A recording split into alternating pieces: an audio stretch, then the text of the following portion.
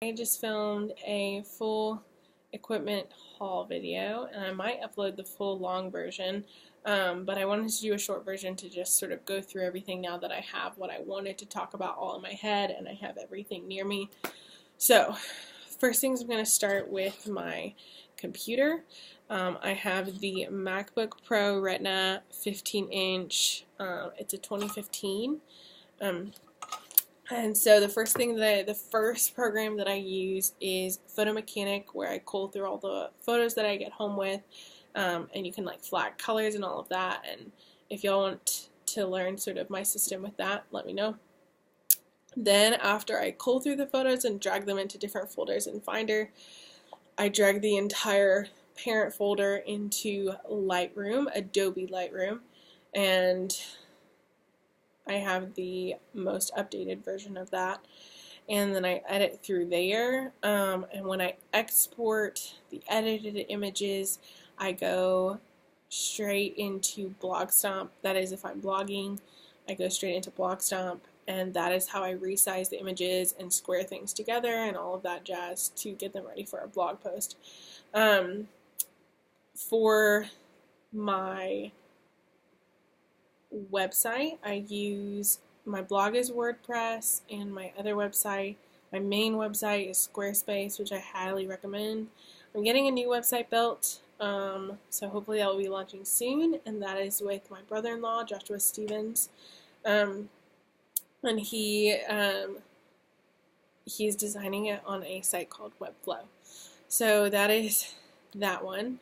So for my actual camera gear, I used my first camera was a little PowerShot, Canon PowerShot. I've always had Canon. I highly recommend it. I don't think that it's worth fighting about Nikon versus Canon. It's all the same glass, and they make almost exact replicas, just little buttons are different and everything. I do think Canon looks more professional and sleeker, but other than that, there's pretty much no difference that I know of, or that I've experienced. So my two main body cameras are Canon 60s. One of them I got in 2015, and the other I got this year in 2017. And so they have served me very well. The reason I didn't go to the 5D Mark III originally was not because of price, but it was because the 60 was newer technology. And so I wanted to go with the newest edition technology, and that's why if I update my cameras next year, I think I'm going to get the Canon 60 too, because I've heard a lot of disgruntled reviews about the Canon Mark IV. So, for my lenses, I use the Sigma 50mm 1.4. I had a Canon 50mm 1.4. Before that, I had the Canon 50mm 1.8. The 1.8 lasted forever. My friend still uses it. It's an awesome lens. It's really cheap. I highly recommend it to any beginners or someone who just can't afford upgrading to a 1.4. But my 1.4 was, I don't know if it was just a bad one or if this was common. I feel like I've read often that the Canon 50mm are kind of faulty. So I ended up getting the Sigma that I absolutely love. The only fault of it that I can find is truly that it is so heavy. I've dropped it multiple times trying to change lenses. So it is butchered, but it still works. It's awesome. And then my next lens that I use is the 35mm 1.4 Canon. It's part of the, I can't remember what it's called. Yeah, series, the Red Band series. I don't remember what it's called. And then third and only other lens I own is the 85mm 1.2, which the only reason I still have it is because I left close-ups during the ceremony, and if I ever have a ceremony, a wedding ceremony that's from further away, and I can't get up close, then it comes in handy. It is also a super expensive lens, very expensive. It was probably one of my biggest lens investments off the front end. It was the height of wedding photography in 2015. Everybody was super obsessed with the 85, and that's why I actually got it.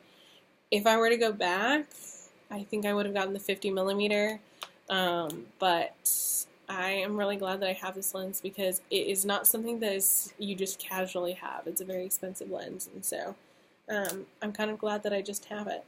So for on top of my camera, I have the Canon SpeedLite 600EX RT, and there are a lot of cheaper versions of this. There's some baby brother versions of this, and I ended up going with this one because there was a sale, as well as I wanted to get something that I never had to replace. And I say that vaguely because I'm sure I'll have to replace this one day, but it is seriously awesome. Never had troubles with this. Definitely encourage learning manual on your flash. And it just sort of slides in on top of the Canon 60. And so that is my shooting equipment. And then for my actual bag, I have the Kelly Moore. Seriously amazing bag. I've had it since I think the end of 2015, maybe the beginning of 2016. I think the end of 2015, and it has been a seriously amazing bag. There's been no frays. It has endured many trips. I definitely would not suggest it for traveling. I think you should get an equipment backpack. But for showing up to weddings, it's really professional. It has a really good strap system on your back. Overall, I just really like it because it doesn't look like a camera bag. It just looks like a huge business bag.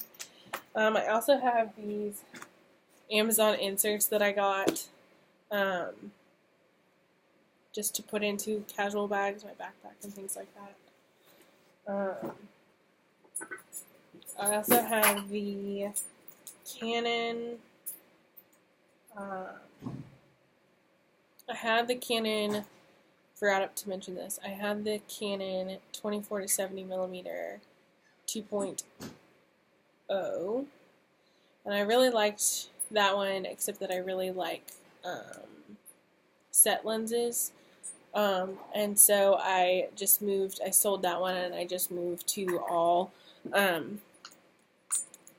can't remember the name now, but basically it's set at a certain millimeter, and so you have to move yourself around. There's no zoom. And I really like that because your aperture can go really low.